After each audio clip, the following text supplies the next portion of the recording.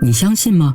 明朝有个叫袁了凡的男孩，曾被算命先生精准地预言了一生，考取第几名，娶谁做妻，甚至寿命都像被代码设定了一样。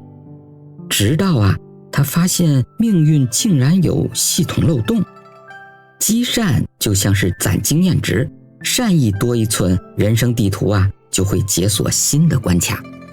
在《了凡四训》这部写给每个被作业难哭、被朋友误解的小英雄们的人生外挂说明书里头可藏着比魔法更酷的秘密，那就是你的善良才是真正的超能力。真的是这样吗？那就让我们看看接下来的故事吧。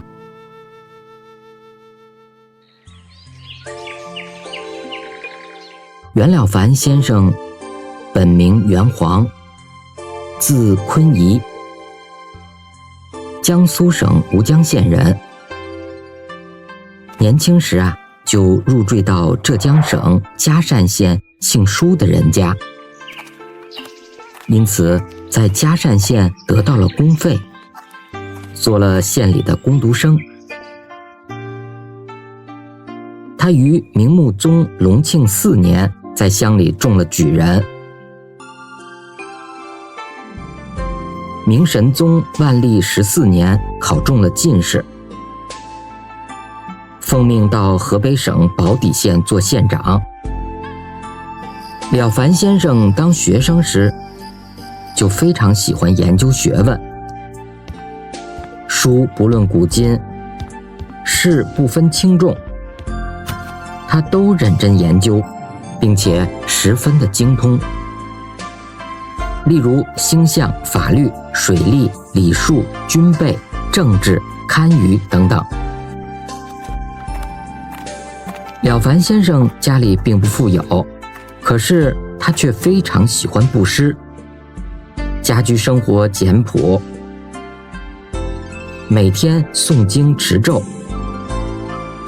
参禅打坐，修习止观，早晚定课，从不间断，是一个不折不扣的大善人。袁了凡先生早上起得很早，去书房看书。到了书房，看到自己的儿子正在为自己准备茶水，他非常高兴。父亲，早。早，天启。天启。父亲有何吩咐？你回屋读书去吧。好的，孩儿告退。天启说完了就转身离开了书房，然后袁了凡就来到了书桌前，研习起学问来。中午的时候，街道上很热闹，有很多人在卖东西。卖馒头，吃馒头啊！卖馒头，好吃的馒头。给我3个馒头。好的，请您稍等。说着就包了3个馒头。老板，多少钱？2文钱。谢谢啦。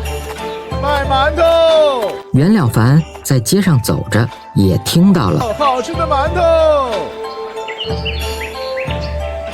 卖馒头，卖馒头。哎，嘿嘿，大爷，买几个好吃的馒头，都是刚出炉的。我家人口不多，买6个就够了。6个，您稍等。说着就装起了馒头来。袁了凡看了看还有卖烧饼，就想买给自己的儿子吃。再买2个烧饼吧，我的儿子最喜欢吃了。好的，您稍等。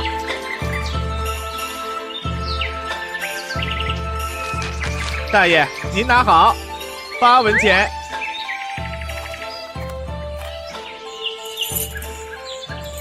谢谢您了，慢走。袁了凡买完馒头就转身向自己家的方向走去。当走到一个岔路时，突然看到一位老妇人。他手里拿着一只拐杖，很艰难地在往他这个方向走来。袁了凡看到妇人很困难地前行，就走到老妇人面前，想帮她一把。袁了凡刚刚要走到妇人跟前的时候啊，妇人突然就靠墙摔倒了下去。袁了凡蹲下去扶老妇人。老人家，您没事吧？您是不是病了？怎么腿都软了？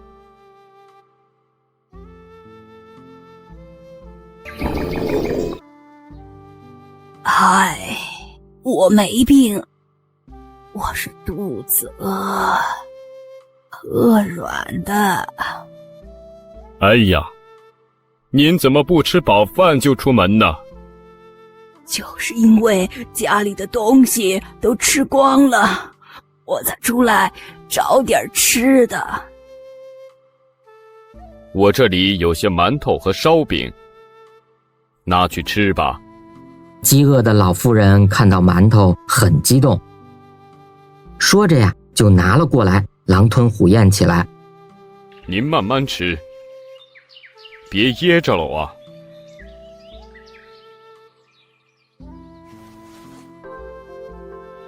老人家，天气寒了，这些碎银两拿去买点衣服吧。说着就放到了老妇人的手上。您真是个大善人啊，受我一拜。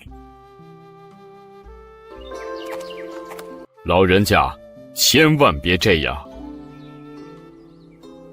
哎，要是人没有怜悯之心，还能算是人吗？吃吧。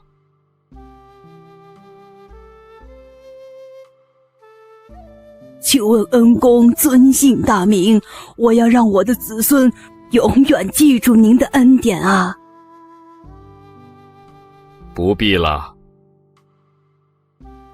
您自己好好保重身体吧。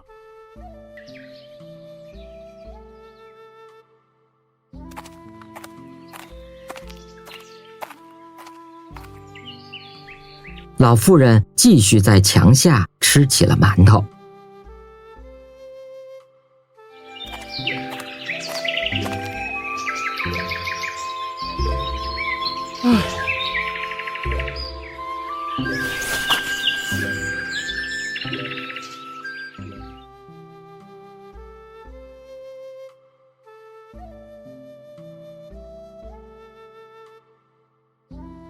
天启，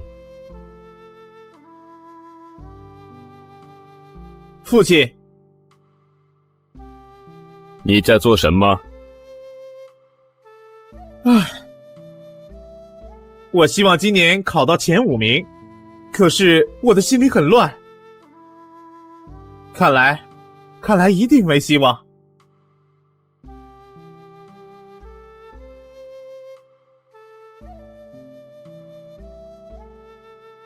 你要耐心啊，年轻人最忌急躁啊。可是不知怎么的，我的心就是静不下来，不可能名列前茅了。千万别这么想，只要你肯努力和尽力行善，一定可以改变自己的命运。所谓断恶修善，灾消福来，这是改造命运的基本原理呀。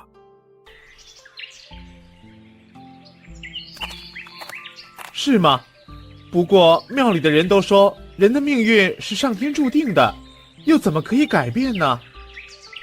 哈哈，这是一般人的看法，也难怪你会感到困惑。好吧，就拿我自己的亲身经历来给你做个例子，这样你就很容易明白了。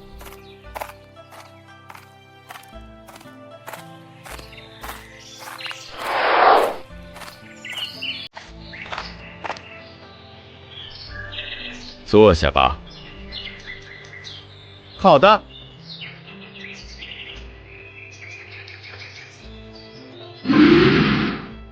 当你父亲我还小的时候，你祖父就不在人世了。你奶奶要我放弃学业，不要去考试求功名，改学医术，因为她认为学医可以养活自己，也可以救济别人，而且医术学得精，他日成为名医，就能完成你祖父的心愿了。因此我听从了你奶奶的话，放弃了考试为官的念头，而改学医术。直到有一天我到了慈云寺。接下来呀，我们就来讲《了凡四训》的第一步立命之学。一天早上，袁了凡上山去采草药，一直走了很久，不经意呢就来到了慈云寺。当他从慈云寺门口路过的时候啊，就看到从寺里面走出来的孔道长了。道长好。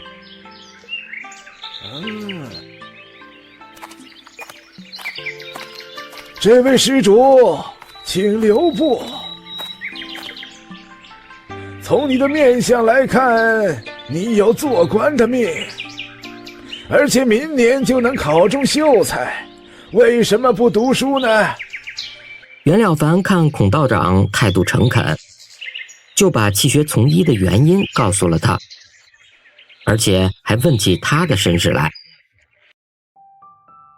我姓孔，是云南人，宋朝邵康节先生所精通专讲气数命运的少子黄吉术正传，我得到他的真传。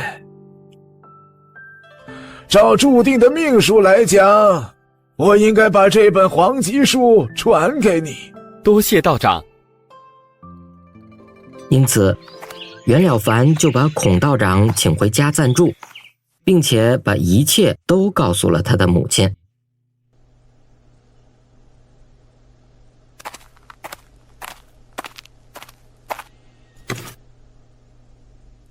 道长，请喝茶。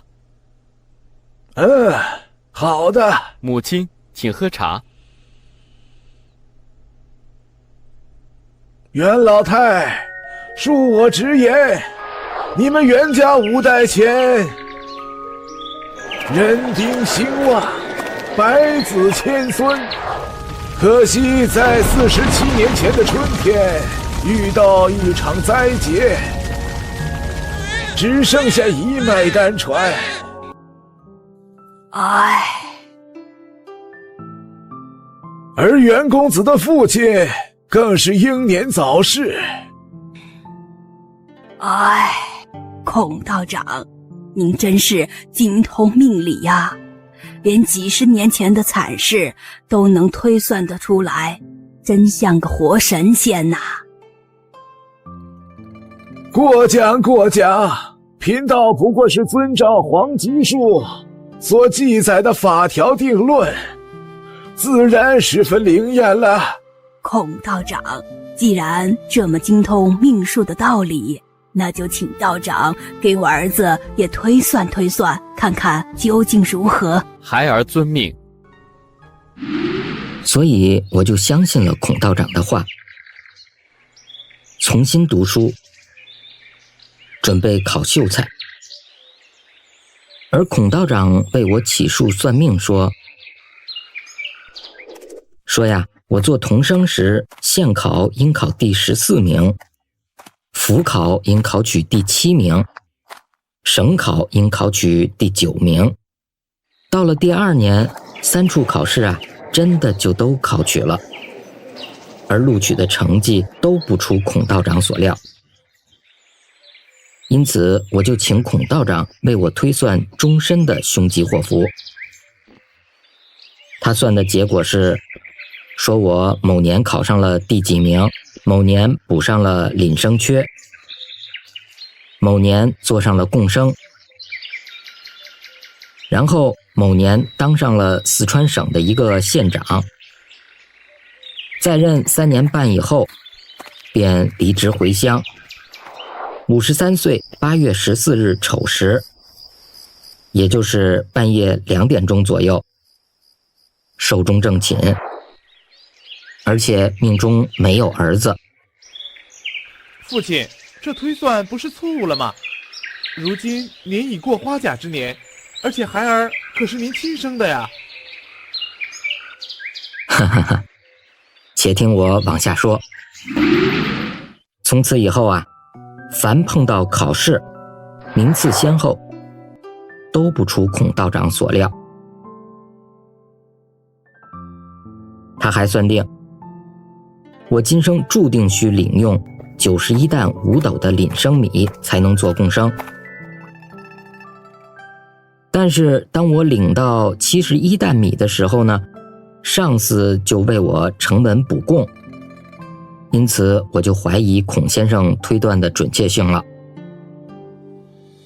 没想到结果还是被驳回补供的成文。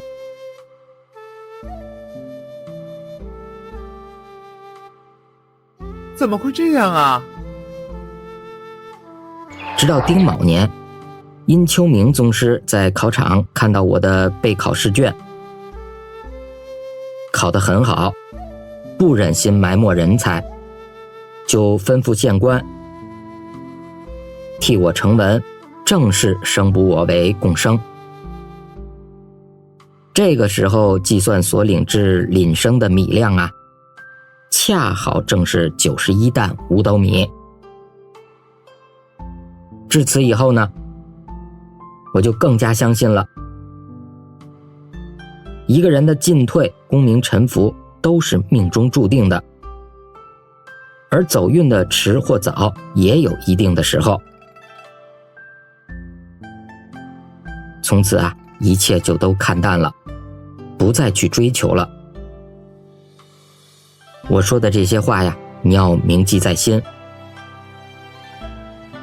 后来呢，我入燕京1年，终日静坐沉思，不说话，也不转动一个念头，直至有一天拜访云谷禅师，我的命运就开始转变了。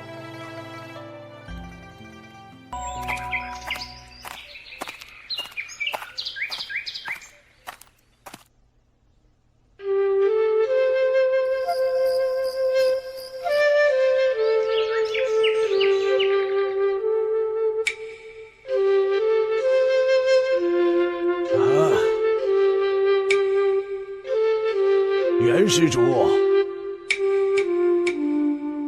禅师，凡是一个人，所以不能成为圣贤，都是因为被杂念和欲望所缠绕。而你静坐了3天3夜，我不曾见你起过一个妄念，这到底是什么缘故呢？我的命运都给孔道长算定了，荣辱生死都已有了定数，妄想又有什么用呢？我本来认为你是一个了不起的英雄豪杰，哪里知道原来你也是一个庸庸碌碌的凡夫俗子啊！禅师，这话怎么说呢？一个平常人不能说没有胡思乱想的那颗一时心，既然有这一颗不停的妄心在，那就要被阴阳气数所束缚了。既然被阴阳气数所束缚，怎么可以说没有数呢？虽然说数一定有，但是只有平常人才会被数所束缚住。要是一个极善的人，数就束他不住了。因为极善的人，尽管本来命里注定要吃苦，就可以使他苦变成乐，贫贱短命变成富贵长寿了。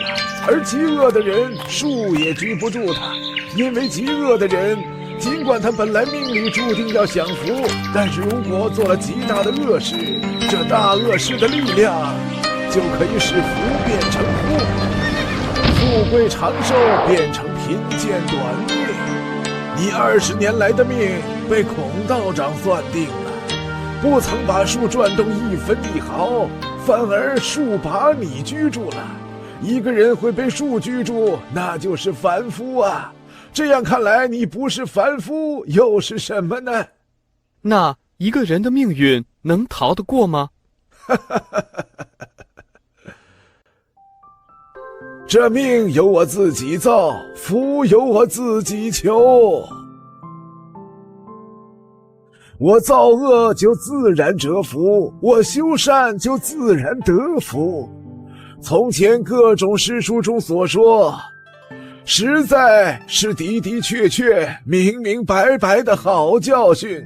我们佛经里说，一个人要求富贵，就得富贵；要求儿女，就得儿女；要求长寿，就得长寿。只要做善事，命就拘不住他了。因为说谎话是佛家大戒，哪有佛菩萨乱说假话欺骗人的呢？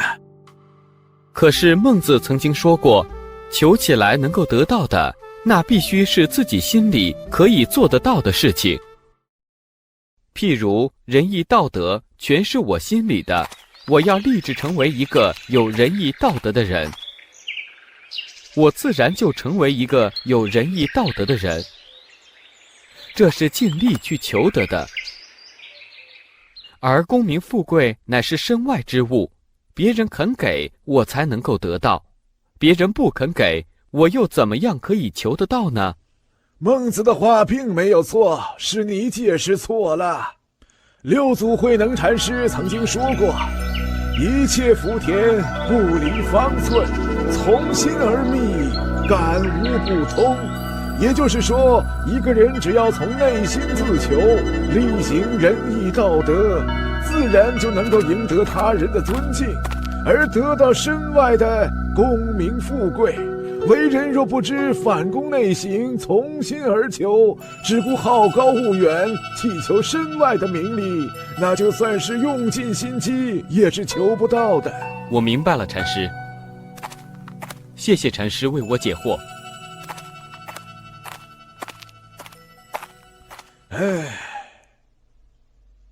对了，那位孔道长算定你不应该得到功名，也不应该得到儿子，是吗？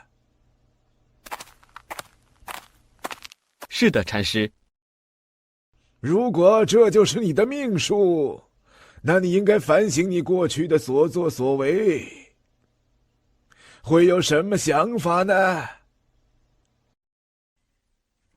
官场中的人都有福相，而我相貌轻薄，又未能积福，加以不耐繁重，度量狭窄，纵情任性，轻言妄谈，自尊自大，这些都是无福之相，又怎么能够得到功名呢？俗话说，地晦多生物，水清常无鱼。我好结成癖，形同孤寡之相，是没有儿子的第一个原因。我脾气暴躁，缺乏养育万物的和气，是没有儿子的第二个原因。仁爱是化育之本，刻薄是不育之因。我一向洁身自爱，不能舍己为人，同情别人，是没有儿子的第三个原因。其他还有多话好气，好酒损精，喜欢彻夜长坐，不知养护元气等等，都是我没有儿子的原因啊。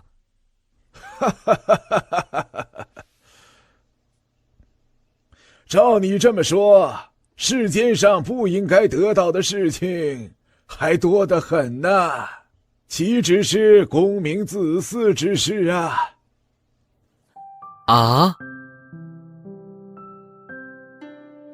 世上的人是享用财富呢，或者是应该饿死，是取决于个人的心性所造成的。上天只不过因材施教，因势利导而已，并未加丝毫的力量。就像人体的轻重是决定本身的分量，并非磅秤在厚此薄彼，你明白吗？其实传宗接代的事也是一样的，但凭个人的积善厚薄，有百世功德的人就有百世子孙可传，有10世功德的人就有10世子孙来呼应。那些绝嗣无后的人，必定是毫无功德的人啊。孔先生推算你当不了大官，没有儿子，这是你过去生中造的业，但却是可以改造的。只要你扩充德行，多积阴德，多做善事，则自己所造的福自然会得到好报应的。从此我就醒悟过来，深信云谷禅师的话，将往日的过失在佛前尽情表白忏悔，并做了一篇文章，先祈求能得到功名，还发誓要做3000件善事，以报答天地祖宗养育之恩。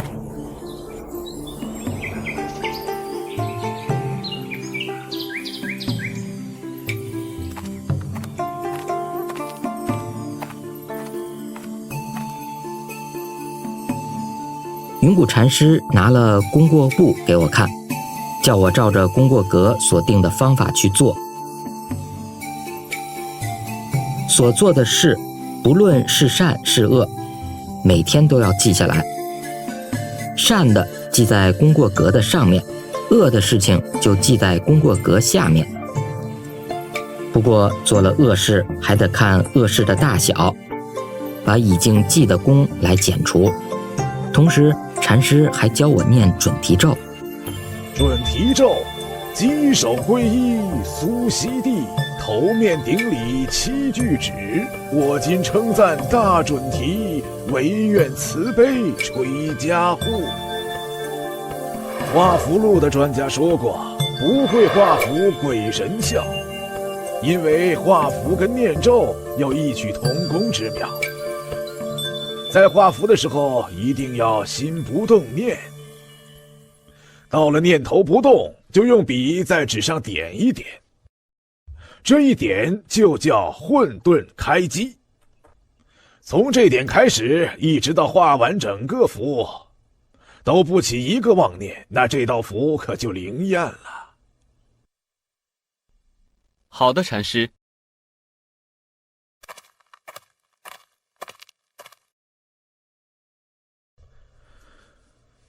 其实不仅画符不可以夹杂念头，凡是祈告上天或者改变命运，都要从没有妄念上做功夫。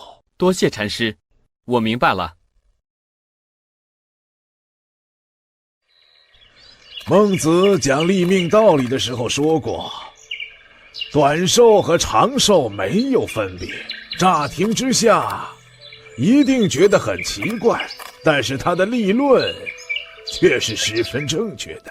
试想想，一个人如果能够心处不动欲念的境界，随遇而安，生命自然过得踏实，这样哪里还会有长寿和短寿的分别呢？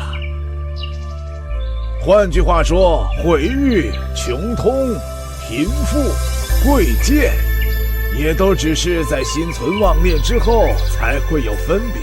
正因为世人心存妄念，不敢面对现实，不能以静心处理顺境，以善心安于逆境，因此生死就变成严重的两面。一切凶吉祸福、毁誉、是非、穷通、贵贱，也就困扰着世人，而心神不安，永无宁日。所以说呀，一个人如果能够修身养性，去恶向善，安于顺逆现实，不动丝毫是非之念，那么命运自然会变好。如果还没有达到这个境界，是要时时刻刻持念准提咒，念到滚瓜烂熟，有持如无持，无持似有持。念持咒的念头自己都没有感觉的时候，心无杂念，所求的事情自然就灵验了。我明白了，禅师，谢谢禅师为我解惑。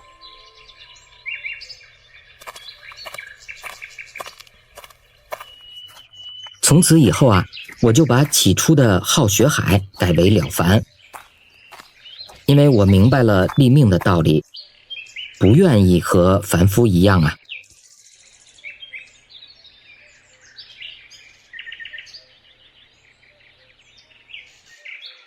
在往后的日子里，我常常小心行事，自己也觉得和以前不同了。即使一个人处于暗室之中，也恐怕会得罪天地鬼神，而时加警惕。碰到有人骂我回我，我也都不予计较，淡然处置。到了第2年参加考试，孔道长算定我得第3名，而我呢却考取了第1名。孔道长的推算开始失灵了。到了秋天乡试，我竟然考中了举人，这都不是我命中注定的呀。回想起云谷禅师的话，命运是可以改造的，我就更加相信了。我虽然把过失改了很多，但还是觉得修得很勉强。譬如行善而不彻底，救人而心存疑惑，或者口不择言，又或者平时操持守节，而最后则放荡不羁，将功抵过，形同虚度。因此从乙巳年听了云谷禅师的教训，发愿要做3000件善事，直到乙卯年，经过了10多年，才把3000件善事做完。隔年回到故乡，即到佛堂还愿，并再起了求子的心愿，再许下3000件善事的大愿。到了辛巳年，也就是1年之后啊，你就出生了。我每做一件善事，都用笔记下来。你母亲不会写字，每做一件善事，就用鹅毛管在日历上画一个红圈，比如施舍物品、救济穷人、助人急难。放生等等。有时啊，一天里就做了10几件善事。我们这样继续行善积德，只有2年时间，3000件善事就完成了。我们立刻再到佛堂还愿，并再求中进士的愿望，并许下了做10000件善事的大愿。经过了3年，我就考取了进士，更当上了宝坻县的知县。从此以后啊，我就准备了一本有空格的小册子，我叫它治心篇，并且交代看门人每天早晨将它放在办公桌上。我每天所做的善恶事，无论大小，都要一一记录下来。到了晚上，就在庭院里摆了桌子，祈告天地。你母亲见我善事做得不多，就皱着眉头对我说：我从前在家帮你做善事，所以你所许的3000件善事的心愿能够做完。现在你许了做10000件善事的心愿，在衙门里没有什么善事可做，那要等到什么时候才能做完呢？就在当天晚上啊，我竟然做了一个梦。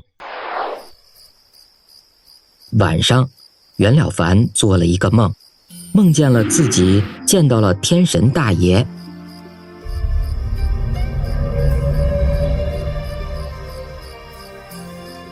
袁了凡啊，天神大爷，你为何辗转难眠呢？回禀天神大爷，在下曾经许下过做10000件善事的大愿，可是至今未见成效，恐怕在我有生之年都不能够完成这桩心愿啊！你这个心愿啊，早就已经完成了呀，难道你不知道吗？啊？你是这地方的县长，你曾经下令减收百姓的粮租，就是这件事情，就能够一事抵万事，功德圆满啦！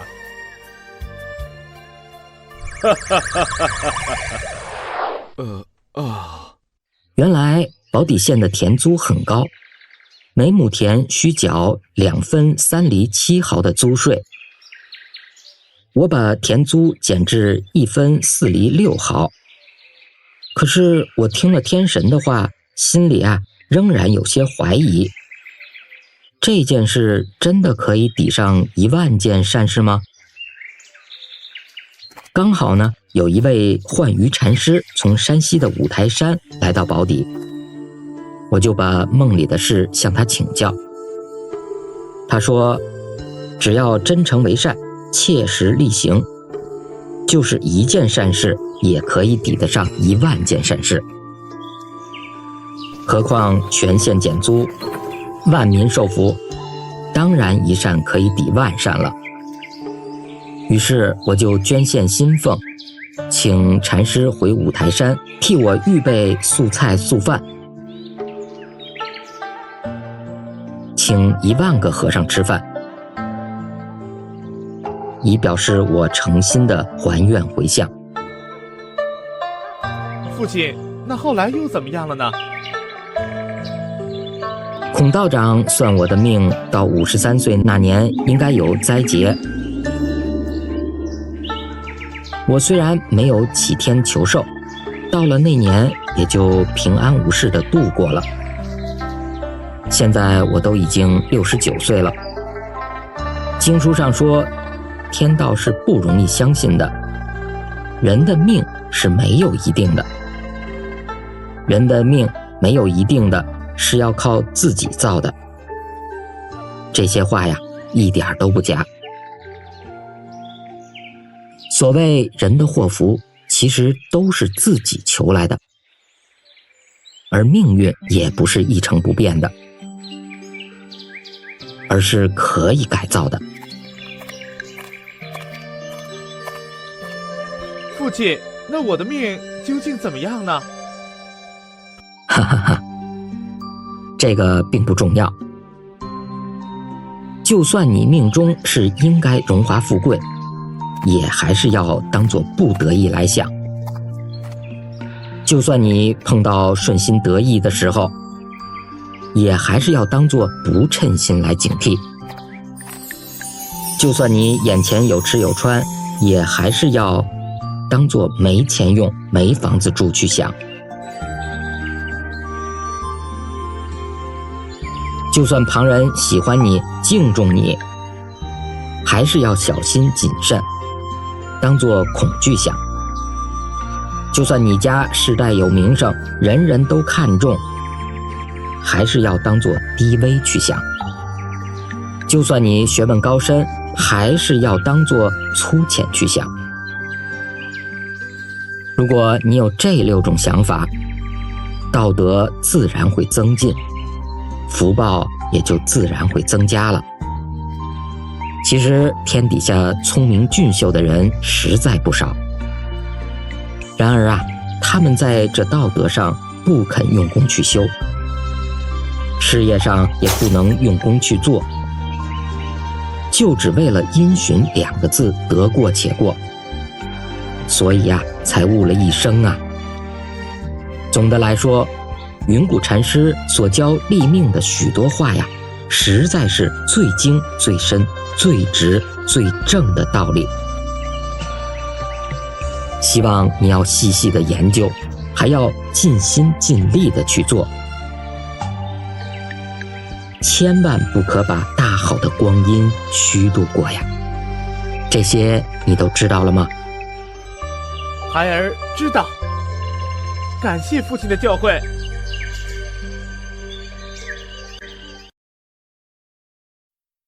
这一集呀，我们来讲《了凡四训》的改过之法。袁了凡早晨起来，做完每天的定课之后啊，就来到了儿子天启的房间。天启啊，父亲早。今天天气不错，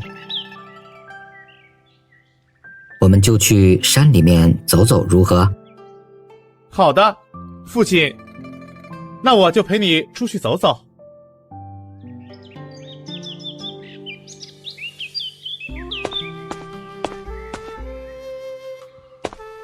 来，天启，我们就在这儿坐下休息一下吧。好的，父亲。天启啊，人既然不是生下来就是圣人，哪里能没有过失呢？孔子说过，过则无但改。所以呀，只要有过失，就不可以害怕改过。在春秋时代，有许多高级官吏，仅凭观察一个人的言行举止，就可以推测他的凶吉祸福，而且啊，非常的准确。这种事情史书上都有记载。哦，那他们用什么方法去判断呢？一般来说呢，一个人的吉凶征兆啊，都是发自他们的内心，而表现于他们的外表。凡是相貌仁慈忠厚、行事稳重的人呐，大都能够得到福分。相反的说呢，只要看到一个人的行为都是不善的，就可以预知他的祸患啊，就快要来了。所以说呢，如果一个人要远离灾祸，在没有讲到做善事之前，首先啊，要把自己的过错改掉。哦，那我们怎么改过呢？谈到改过呢，第一呀，就要发羞耻心。所谓知耻近乎容。试想想，古代圣贤跟我们同样是人，为什么他们能够流芳百世，而我们却默默无闻，甚至于身败名裂呢？一个人如果只贪恋声色名利，纵情享乐，背着别人做些见不得人的勾当，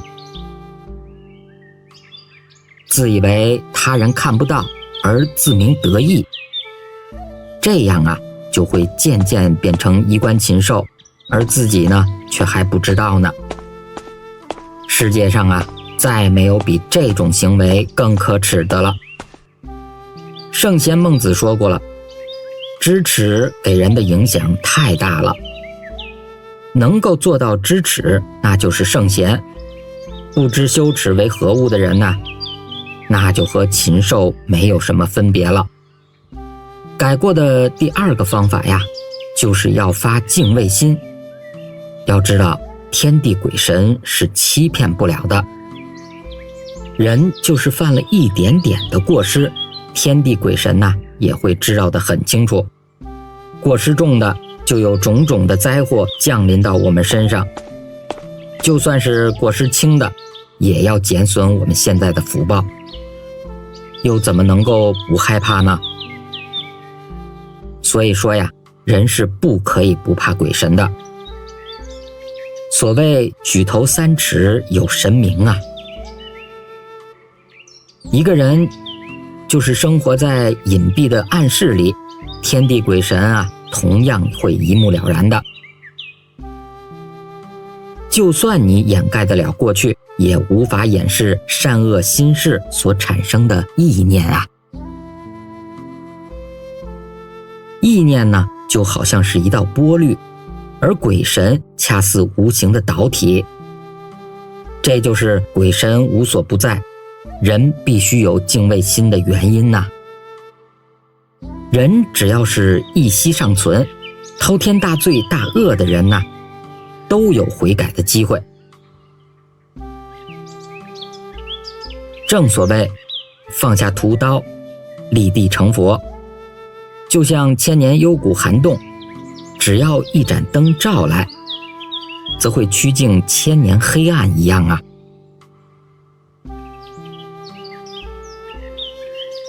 你坐下吧，坐下来听我继续和你说。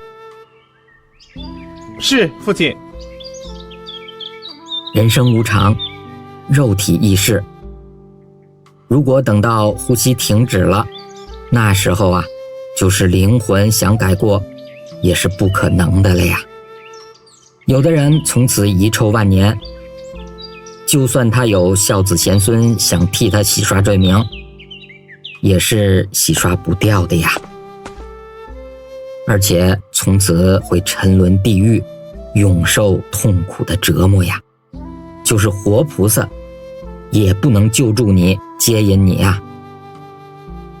这样怎么能够不害怕呢？父亲，还有别的方法吗？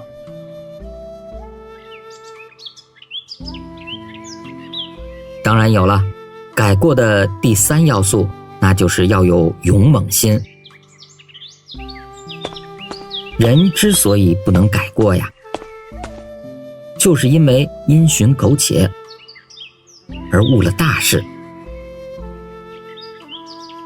小的过失像尖刺儿戳在肉里一样，要赶紧挑掉剥掉。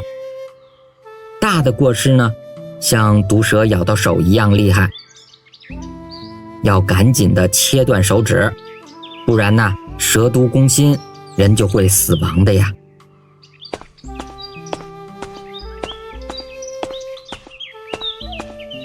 一般人改过呀，有从事实上改的，有从道理上改的，有从心念上改的。这3个阶段做法不同，所得到的功效啊也不一样。比如前日杀生，今日戒杀；前日发火骂了人，今日静心反省。这些呀，都是从事实上改的方法。不过这种只是行为上的勉强压制，很难达到改过的目的。比较理想的方法呀，应该是从理上去改。比如要改杀生之过，就想上天有好生之德，所有的生物都珍惜生命，我们杀了它，又怎么会安心呢？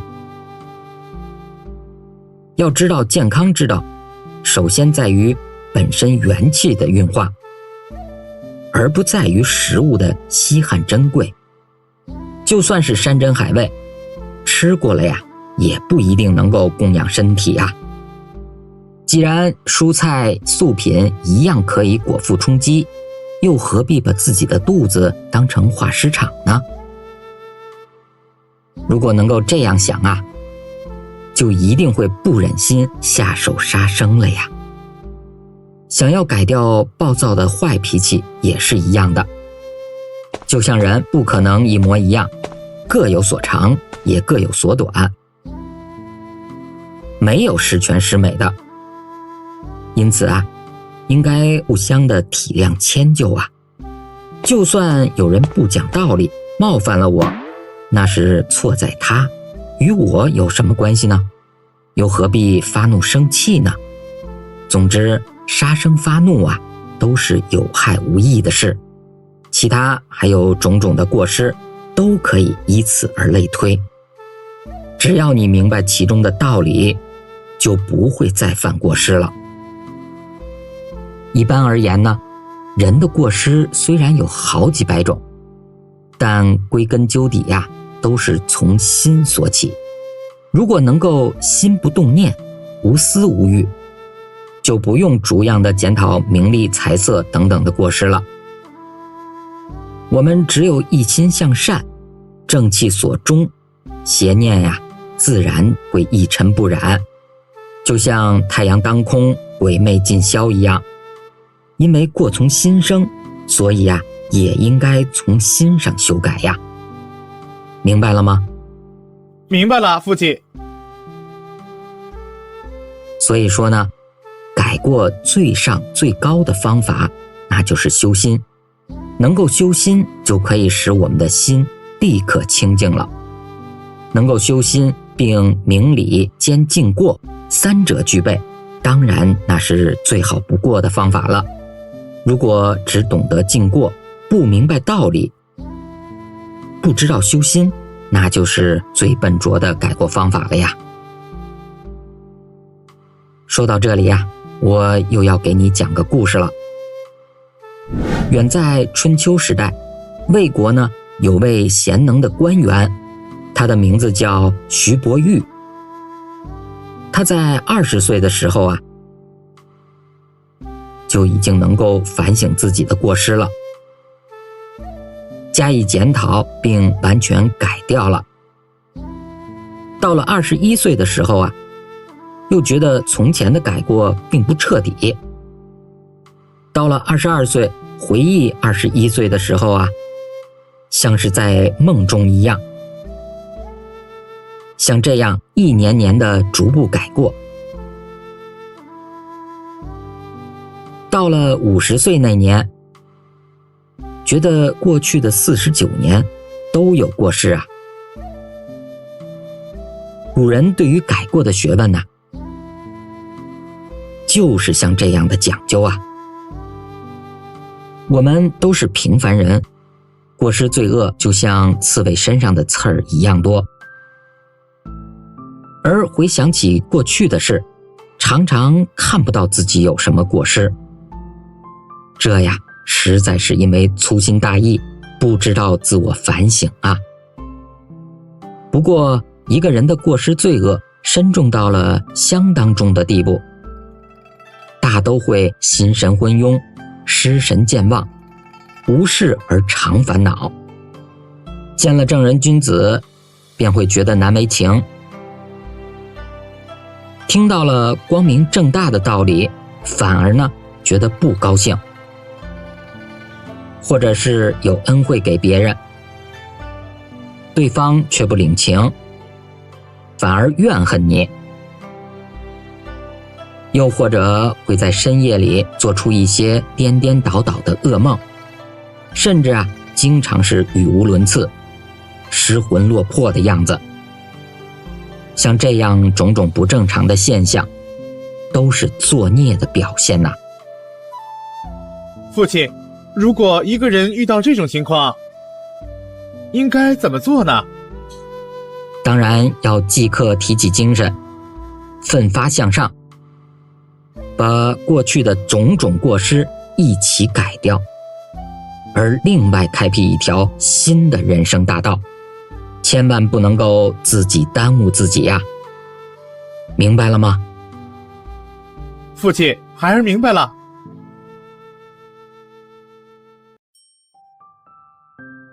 接下来呀，我们来讲《了凡四训》的积善之方。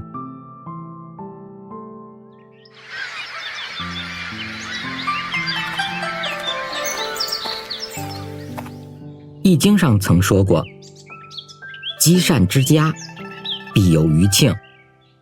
如果我们想把坏命改为好命，不单只要改过自新，还要积善积德，这样才可以把前世所造成的罪孽消除掉。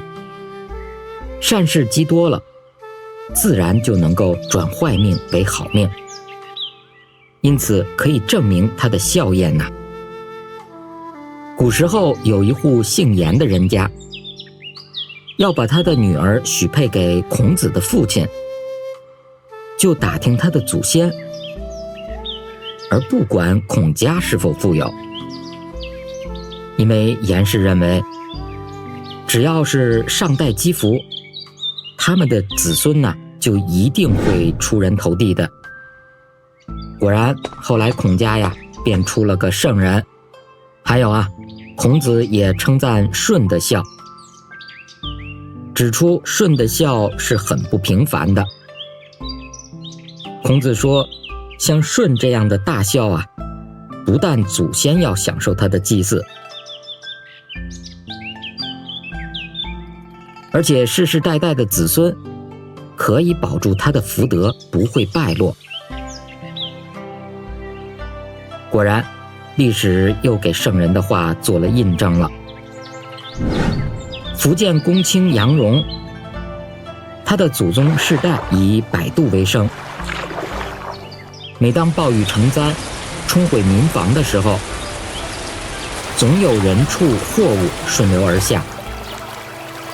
别的船只总是争相地捞取货物，只有杨荣的先祖啊，以救人为要，货物一概不取。村民们都笑他愚笨，可是到了杨荣的父亲那一代呀，杨家便渐渐地富裕起来了。有一天，一位道人到杨家说，你家的祖先积有阴德，子孙一定会享受荣华富贵，可以将祖坟建在某个龙穴上。于是啊，杨荣的父亲便按照道人的话去做了。后来杨荣出生了，在20岁便中了进士，一直做官到了少师，而且朝廷还加封他的祖宗3代的官号，而他的后代则是荣华富贵，人才辈出。所谓恻隐之心，人皆有之。浙江有个读书的人叫杨自成，他在县衙里面做书办，为人公正，心地忠厚。有一次，县官处罚一个犯人，打得血流满面，倒在地上。可是县官还是很生气，给我打！哎呀，哎呀，哎呀，哎呀！啊，冤枉啊，冤枉啊，大人！打打打，给我打！哎呦，饶命啊，饶命啊，大人，冤枉啊！哎呀！杨自成实在是看不下去了，这样下去啊，犯人会被打死，就起身来到公堂下方，跪下为犯人求情。大人，请大人息怒，恳求大人饶恕了他吧。不行，这个犯人触犯法律，又违背公义，还不肯就范，叫本官怎么能不生气呢？大人，如今朝廷已经没有是非可言了，政治一片黑暗，贪污腐败，人心涣散已经很久了。审问案情也要可怜他们不明事理，误导法网，就是问出了案情都不能够高兴啊，又怎么可以发怒呢？大人，望您三思啊。带他下去吧。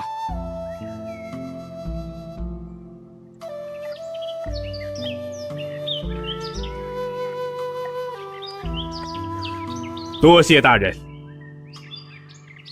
原来杨自成的家境贫穷，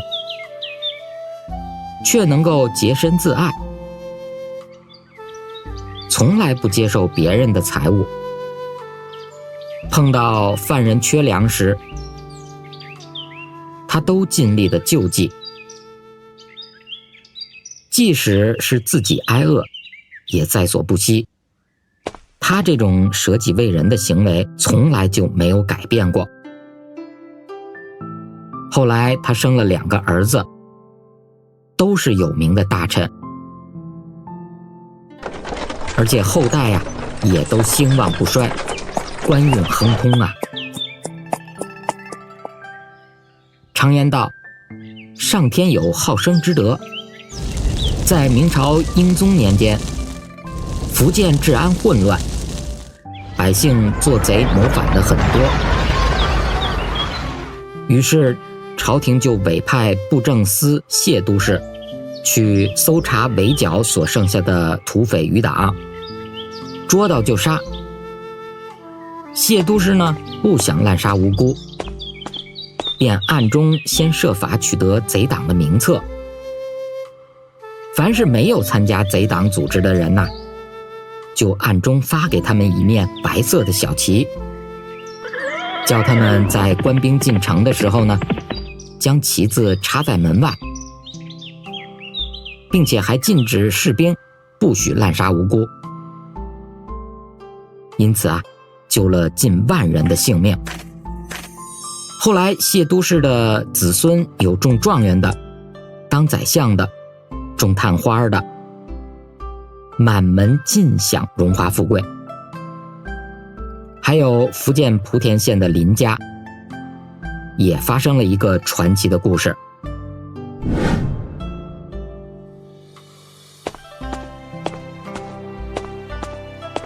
大家别着急，别着急，大家都有份儿。送你一个，谢谢。再给你一个，不要抢，都有份儿。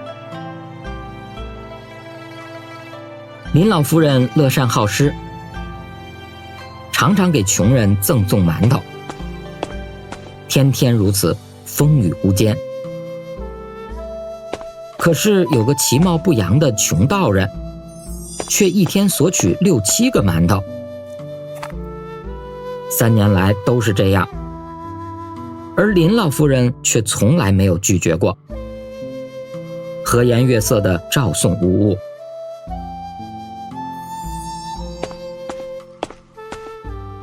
林老夫人，你是？我吃了你3年馒头，无以为报，特地前来告诉你，你家里有块宝地，风水很好，死后葬在那里，你的后代子孙做官的人数就会有一升芝麻那么多呀。真的，多谢道长指点。不必言谢，你诚心诚意的救人，应该得到好的善报啊。这太好了。后来林老夫人去世了，她的后人就依照道长的指示，把她安葬下去。林家后代的子孙，第1代就有9人做大官，可见他好善积德，确实能够福泽后代子孙呐。另外还有一位冯卓安太史的父亲，也曾经做过救人的善事。冯老先生从学堂回家的时候，半路上看到一个人倒在雪地上，已经快要冻僵了。他马上就脱下自己的外衣，帮那个人穿在身上，而且扶他回家救治。冯老先生救人之后啊，就做了一个梦，梦见到一位天神，告诉他说，你救人一命，完全出自于一片至诚，所以我要派宋朝的名相韩琦投生到你家做你的儿子。后来呢，他真的就生下了卓安，就取名为冯琦，以作纪念。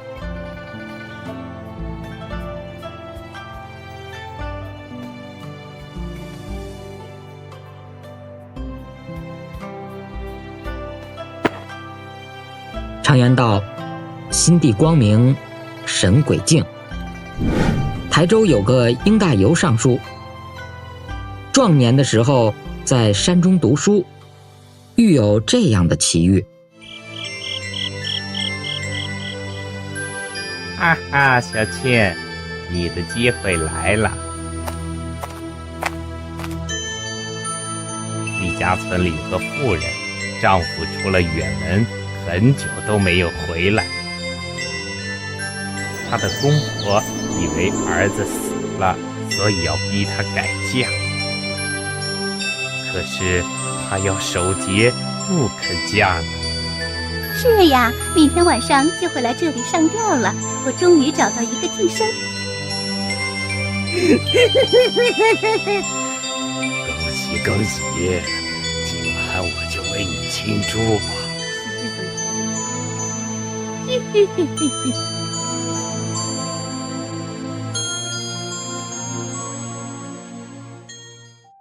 到了第二天，鹰先生为了救人，就立刻卖掉了自己的田地，得到了4两银子，还假造一封那个游子的信件，一起寄到那个妇人的家里。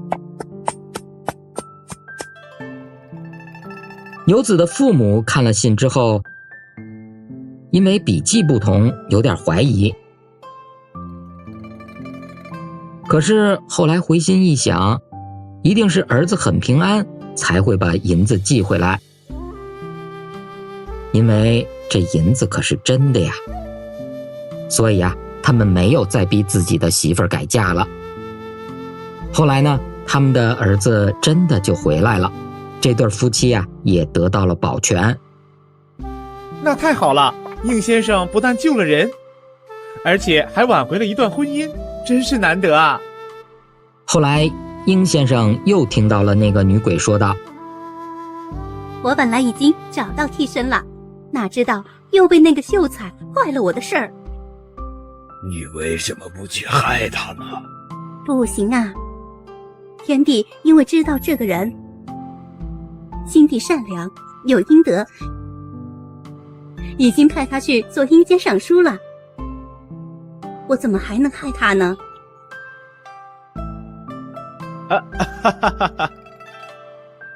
应先生从此更加的努力，日日行善，积德甚多呀。碰到饥荒的时候，一定捐献粮食救灾。遇到有人急难，他也会尽力的给予帮助。要是遭逢不如意的事儿，他也是逆来顺受，从不怨天尤人。所以直到今天，他的子孙当官的还是比比皆是啊。浙江嘉兴县有位涂康熙先生，最初任执行部主事，常常到狱中探查案情，遇到无辜冤狱的人呢，就会签报案情给主审官重审。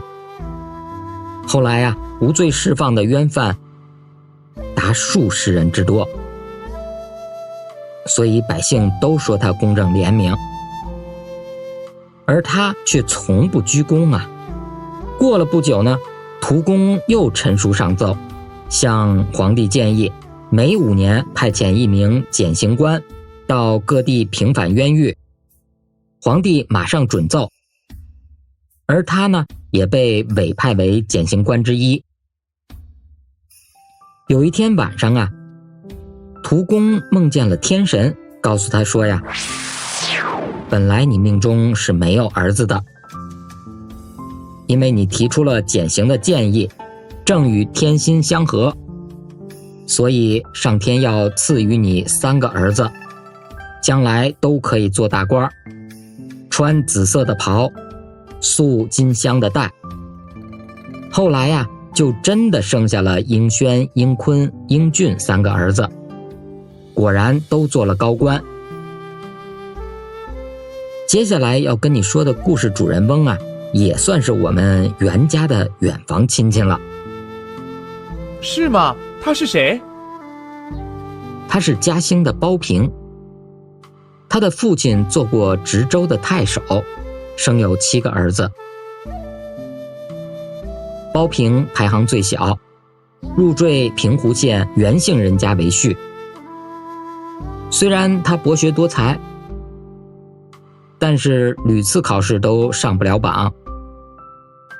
有一天呢，他到某湖附近游玩，恰巧就碰上了下大雨，雨下得很大，包平就和他的书童来到一间比较破旧的寺庙里躲雨。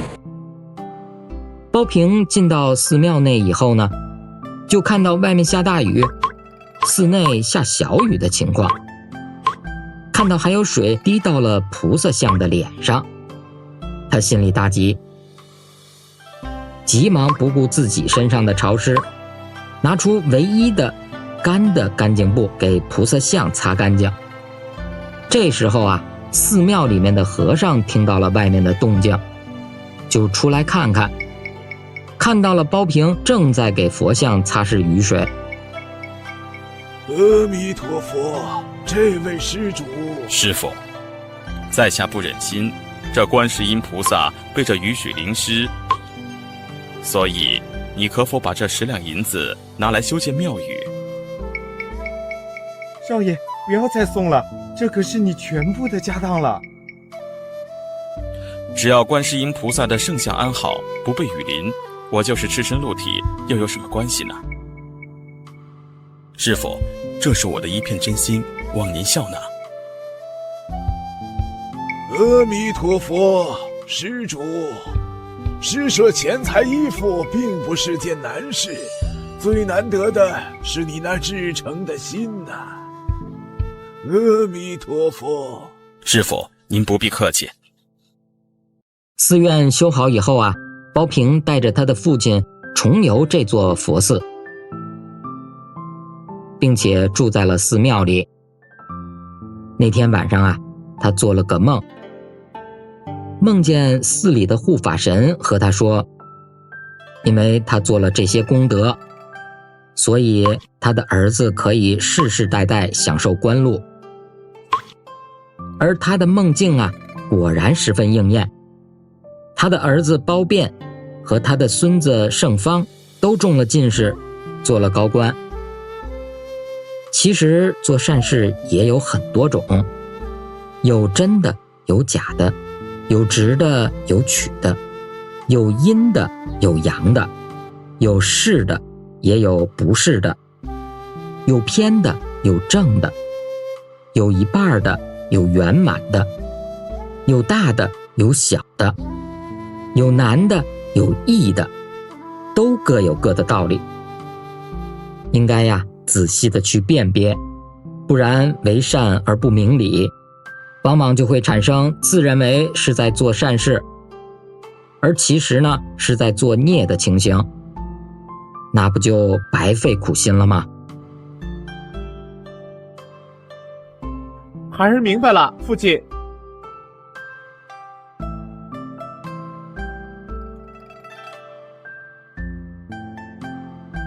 师父，佛家讲的是善恶因果报应，一定是好的有好报，作恶的必定会有苦报，绝不会不服的。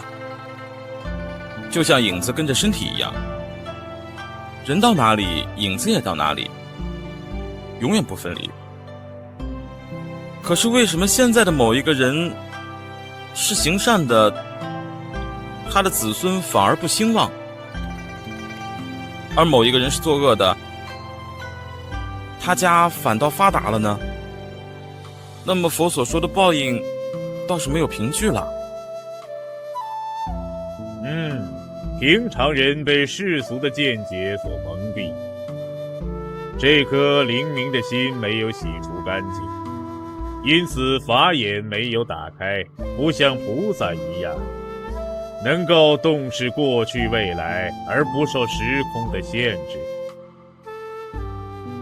所以把真的善行反认为是恶的，真的恶行反算它是善的，这是常有的事情。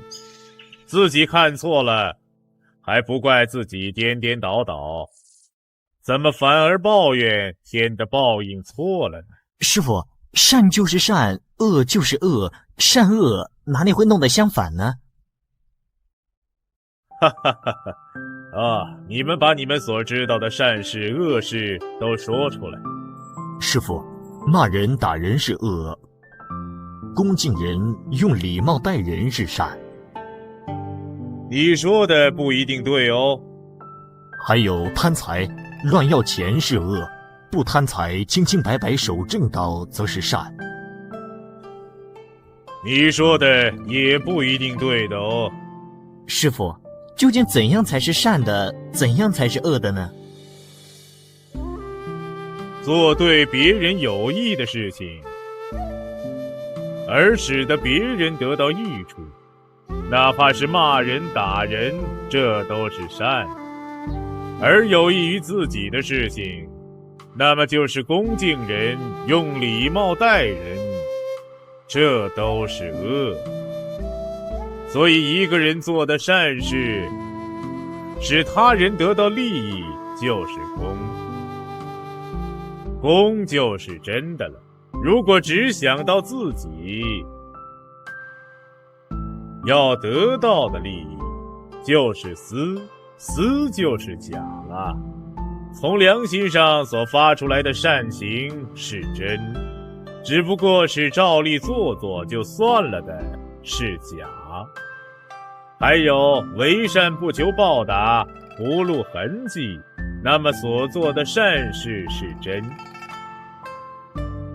但是为了某一种目的的，企图有所得才去做的善事是假。凡事种种，自己都要仔细的考察。父亲，什么是端正之善？什么又是歪曲之善呢？一般人都认为啊，谨慎随和的好好先生就是善人，可是圣人却认为敢作敢为、粗豪爽直的人才是善人。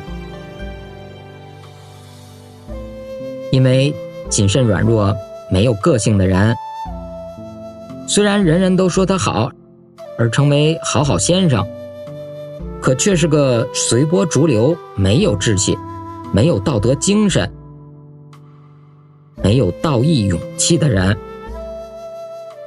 以此类推，可以知道天地鬼神呐，对于善恶的观念都与圣人的观念相同，而与世俗的眼光却刚好相反。所以说，如果想要积德行善，绝不可只为顺乎世俗人情、讨好世人掩人耳目。我们呀，必须要从内心深处潜移默化，一心济世扶危，诚意助人，这才是端正的善。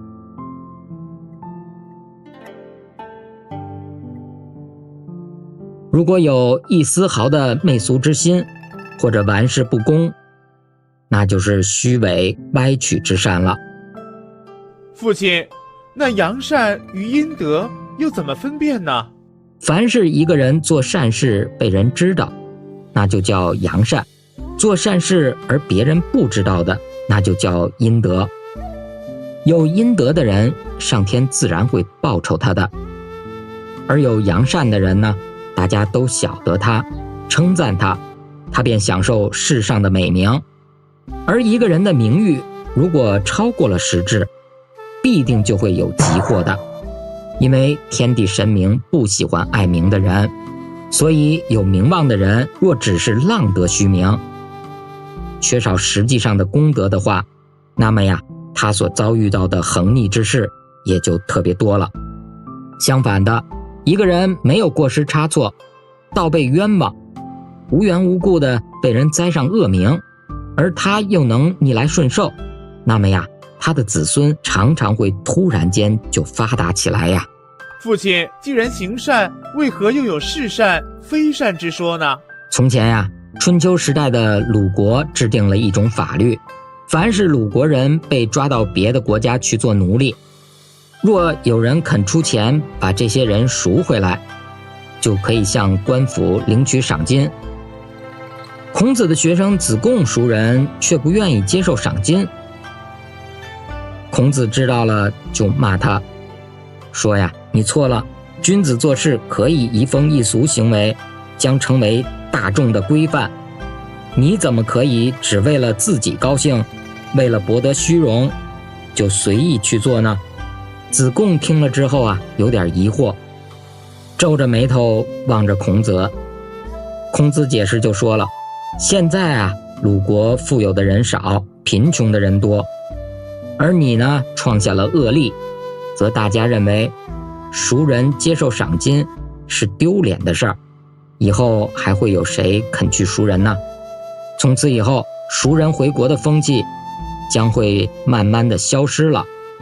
还有一个例子呢，也是孔子的门生所做过的事情。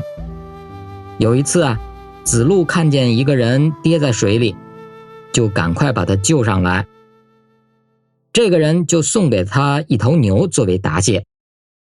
子路接受了，孔子也知道了，就很欣慰地说，从此以后，鲁国就会有很多人自动到深水大河中救人了。从上面的两个例子，以一般俗人的眼光来看呢，子贡不愿意领赏金是廉洁的好事，子贡接受赠牛是不好的行为。但是孔圣人呢，却称赞子路，责备子贡，看法与世俗人完全不同。所以说呀，要知道一个人做善事，不能只看行为，必须看他产生的弊端。也就是说呢，不能只看现在，必须看到事情的结果，也不能只论个人的得失，而是需要看他对大众的影响。若现行是善，而其结果足以害人，则似善而实非善；若现行虽然不善，其结果有益于大众，则虽非善而实是善。父亲，那偏善和正善又有什么分别呢？从前呀，吕文仪宰相辞官归乡，乡民依然尊敬他如北斗星，看重他如泰山。有一天，一个乡民最后大骂吕公一顿，吕公认为他喝醉了，不去跟他计较。谁知道过了1年呢，那个犯人犯了死罪而入狱。吕公啊，还后悔地说，如果当初稍微跟他计较一下，送官惩罚，小惩足以为戒，也许啊，今日就不会变成这样子了。这就是存善心反而做了恶事的一个例子了。那么好，我现在就再举一个存恶心而行善的例子吧。有个大富之家碰到了荒年，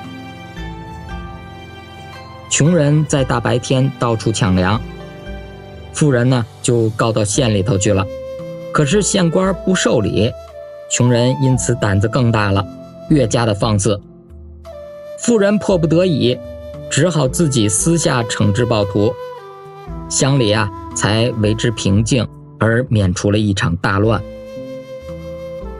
所以说，人人皆知善是正，恶是偏，但是如果存善心而反做了恶事，则是正中之偏；如果存恶心而反做了善事，则是偏中之正。这种道理啊，大家都应该知道啊。父亲，那半善和满善又怎么分晓呢？易经上说，一个人不积善，不会成就好的名誉；不积恶，则不会有杀身的大祸。就像把东西存进容器一样，勤而积之则满，懈怠不积则不满。从前呀，有一位女子常常到庙里烧香，可是她的家境啊清贫，只好把仅有的2文钱捐献出去。而寺庙里的高僧却亲自为她诵经祈福。这位女子十分的感动。后来这位女子进了皇宫，做了妃子，就带了许多的钱财来庙里布施。主持和尚收了银子，却只吩咐小和尚为他诵经。贵妃大感惊愕，连忙向主持追问：师父，以前我只是捐献2文钱，你却为我亲自祈福，如今我捐献了1000斤重礼，何以您却只叫你个小徒弟代劳呢？阿弥陀佛，以前你布施虽少，出自真诚，非老僧亲自诵经，不足以报答。今日你布施的虽多，但是心意却不如以前真诚，因此只要有人代劳就行了。阿弥陀佛。这个故事啊，就是讲千金是半善，两文是满善的道理，明白了吗？还有啊，以前汉钟离修炼成仙后，要传授吕洞宾点铁成金之术，以利行善济世。吕祖就问：这种金会还原吗？钟离就回答说啊，500年以后仍旧要变回原来的铁。吕祖就摇摇头说呀，这样不是害了500年后的人吗？这种法术我不想学了。钟离望望吕洞宾，就笑着说了，修学仙道啊，要先积满3000功德，就凭你的这句话，3000功德已算圆满达成，可以学仙了。所以说为善必须发乎真诚自然，事后不要记在心里。若虽是小善，都能够成功圆满。如果怀有企图行善，施恩忘报，就算是终生在行善，也只是半善而已呀。譬如以前救济别人，一要里头看不见布施的我，不可认为自己肯把东西布施给别人就算了不起。二要外边不看见受布施的人，不可以把受我布施的人认为他得了我的恩惠。三呢，要中间不见布施的钱财，这3种都要看空，才叫三轮体空，一心清净，不着一点痕迹。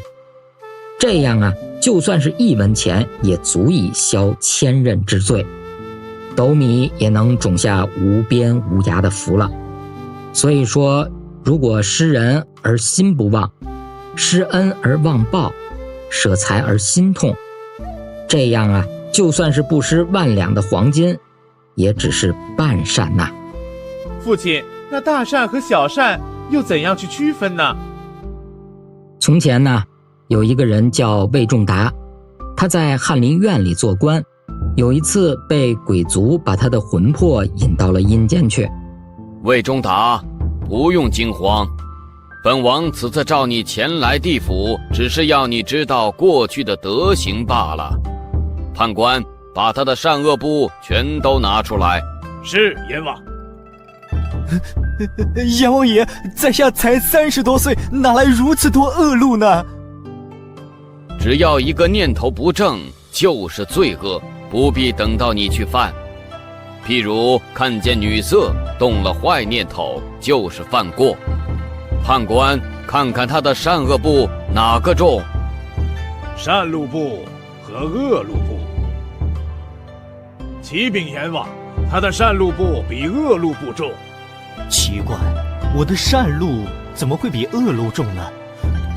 我到底做了什么大善事啊？我都记不起来了。你真的忘了？杨坚皇帝有一次要兴建大工程，修福州3山地方的石桥，你上书劝皇帝叫他不要修，免得劳民伤财。这就是你上书的奏章文稿吗？可是后来朝廷都没有采纳，这份书表怎么还能有这么大的力量呢？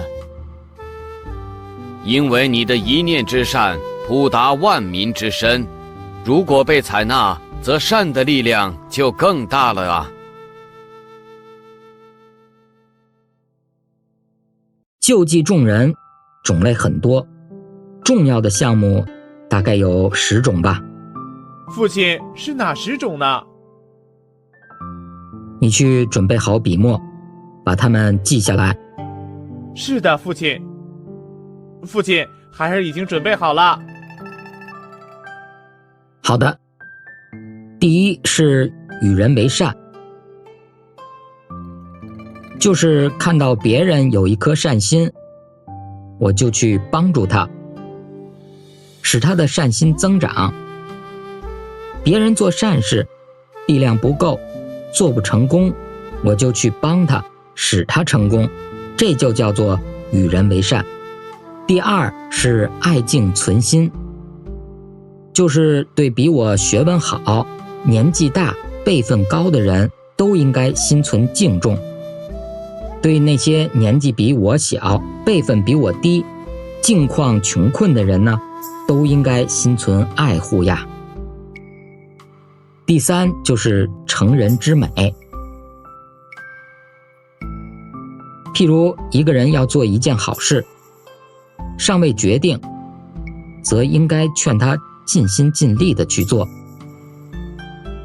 别人做好事遇到了阻碍，不能成功，我们呀应该设法去引导他、劝导他，使他成功，而不可以因为心存嫉妒而破坏他呀。第四就是劝人为善，碰到作恶的人，要劝他作恶必有苦报，恶事万万做不得。碰到不肯为善的，或那些只肯做些小善事的人呐，就要劝他，行善绝对有好报，善事不但要做，而且还要做得多，做得大。第五呢，就是救人危急。一般人多喜欢锦上添花，而缺乏雪中送炭的精神。而每当遇到他人最危险、最困难、最紧急的关头，能及时伸出援手，帮助他人解决困难危机，可以说呀，那是功德无量的呀。第六呢，就是兴建大利。有大利益的事情，自然要有大力量的人才能够做到。一个人既然有大力量，自然应该做些大利益的事情，以利益大众。例如修筑水利系统、救济大灾害等等。第七呀，是舍财作福。俗话说，人为财死。世人的心总是爱钱财，求财都来不及了，还愿意舍财去救济别人吗？因此，能舍财去消除别人的灾难，解决他人的危机，对一个常人来说呀，已经不简单了，对穷人来说则更加了不起了。第八呀，就是护持正法。宗教有正有邪，法也有正有邪。具有正知正见的佛法，是最容易教导人心、挽回善良风俗的。如果有人破坏，一定要尽全力保护维持，不可以让它破坏呀。第九就是敬重尊长。凡学问深、见识好、职位高、辈分大、年纪老的人，都称为尊长，自己都应该要敬重，不可以看轻他们呀。第十呢，就是爱惜物命。凡是有生命的东西，虽然像蚂蚁那么小，也是有知觉的呀。小的痛苦，并且贪生怕死，我们应该哀怜他们才是。怎么可以乱杀乱吃呢？善事无穷无尽，哪能说得完呢？只要你把我所说的话细心的推敲，那么无数的功德都是可以做到的呀。好的，父亲。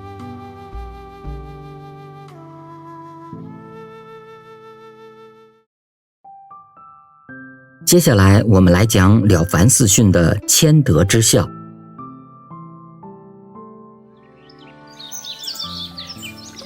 易经上说，天的道理，对于骄傲自满的，就要使他亏损，而谦虚的，要让他得到益处。地的道理也一样，高处的山水总是往下流，以填补低陷的地方，鬼神对于骄傲自满的，总要折损他，而庇护谦虚的人。人的心也是一样，骄傲自满者必为人所憎恨，只有谦虚的人才会受人敬重。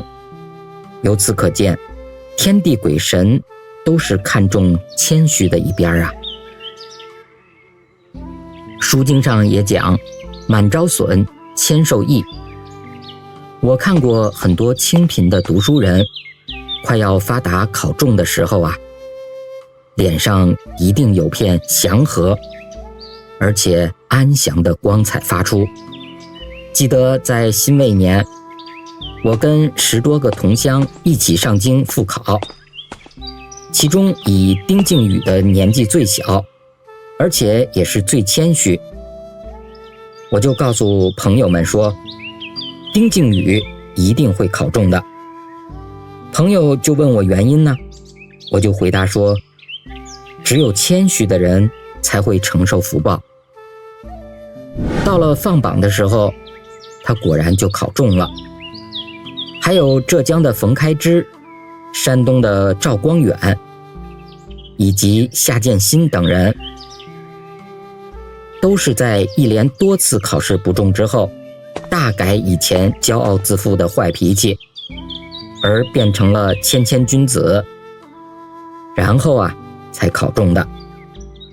不过呢，有位来自江阴的考生叫张卫炎，虽然呢博学多才，文章做得很好，而且颇有盛名，但是啊，在甲午年参加考试的时候，竟然是名落孙山了。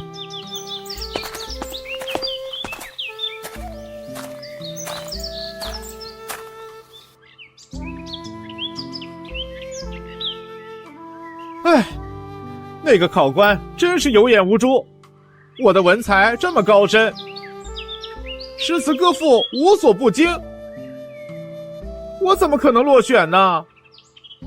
真是太没天理了！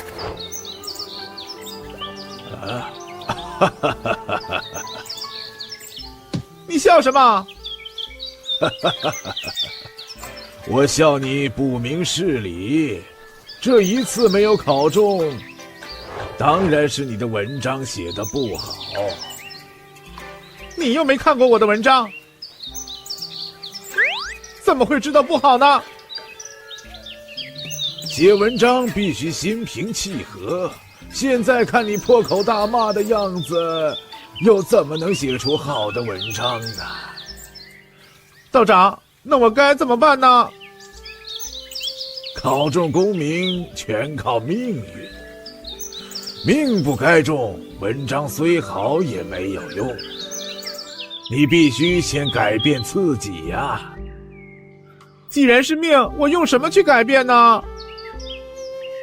造命在天，立命在人。只要你尽力去做善事，多积阴德，什么福报都可以求到。可是我是个穷书生，又能做什么善事呢？做善事积阴德都是从心做出来的，只要常常存心为善，功德就会无量无边了。就像谦虚这件事又不花钱，你为什么不自我反省一下呢？自己功夫太浅，不能谦虚，反而骂考官不公平呢。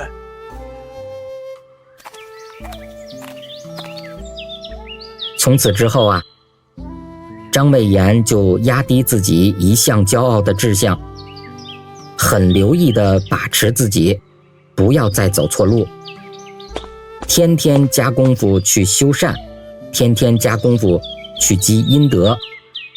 到了丁酉年的某一天呢，他就做了一个梦，梦见呀，他自己走到一座高楼，看到一本开榜的名录，但是榜上却有很多擦掉的空格，于是他就好奇地问身边的人了，这是什么名册呀？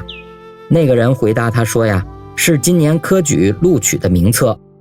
张美妍又问了，为什么这个名册内有那么多空格呢？那个人呢就说，阴间3年就查证一次，一定要积德和没有过失才能榜上留名啊。在空白处被擦掉的人呢，都是本来榜上有名的，因为他们做了刻薄的恶事而被擦掉的。如果你3年来能够谨慎的修身，就能够补上空缺。希望你珍重自爱，不要再犯错失了。张美妍果然在那年呀，就考取了第105名。俗话说呢，举头3尺有神明，为人莫做亏心事。这句话呀是很有道理的呀。人生在世，凶吉祸福如何避趋呢？确实只系于一面。因此利人修己的事都应该赶快去做，而凶阴损人的事情应该避免不要去做，这是可以由一个人自己去决定的呀。只要你存好心，约束一切不善的行为，丝毫不得罪天地鬼神，而且还要虚心，自己肯迁就，不骄傲，使天地鬼神事事哀怜你，这样啊才可以有受福的根基呀。那些满怀傲气的人一定没有远大的气量，就算是能够发达，也不会长久的享受福报呀。稍有见识的人一定不肯把自己的度量弄得很狭窄，而拒绝自己可以得到的福利。况且谦虚的人，旁人才肯教导他，还有地方受到教导。试想想看，一个骄傲的人，谁肯去教导他呢？而且谦虚的人都肯学习旁人的好处，旁人有善的行动，他就去学，那么得到的善行就无穷无尽了。这都是努力尽德修业的人所不可缺少的呀。古人有句老话，有心要求功名的，一定可以得到功名；有心要求富贵的，一定可以得到富贵。一个人有远大的志向，就像树有根一样，树有根就可以长出枝花叶来。人要立定了这种伟大的志向，必须在每一个念头上都要谦虚，即使碰到像灰尘一样极小的事情，也要使别人方便。能够做到这一点自然会感动天地。而造福全在于自己，自己真心要造，就一定可以造成。像现在那些求取功名的人，当初哪有什么真心，不过是一时的兴致罢了。兴致来了就去求，兴致退了就停止。孟子对齐宣王说，大王喜欢音乐，如果到了极点，那么齐国的国运大概就可以兴旺了。但是大王喜好音乐，只是个人的追求快乐罢了。如果能把个人追求快乐的心推广到与民同乐，那么使百姓都快乐，那么齐国还有不兴旺的吗？依我看，要求取功名也是一样的，你要把求取功名的心落实到积德行善上，而且要尽心尽力的去做，持之以恒，那么命运与福报就能够由你自己来决定了。田启你明白了吗？明白了，父亲。袁了凡先生一生行善积德，还写上4篇短文来训诫他的儿子，名为《诫子文》，也就是后来广行于世的《了凡四训》。了凡先生是个大善人，因为积极修福积德而改变了命运，增寿20余年，享年74。《了凡四训》这本书教人认清命运的真相，明白善恶的标准，改过迁善的方法，以及行善积德的谦虚，种种的效验。袁了凡并以自己改造命运的经验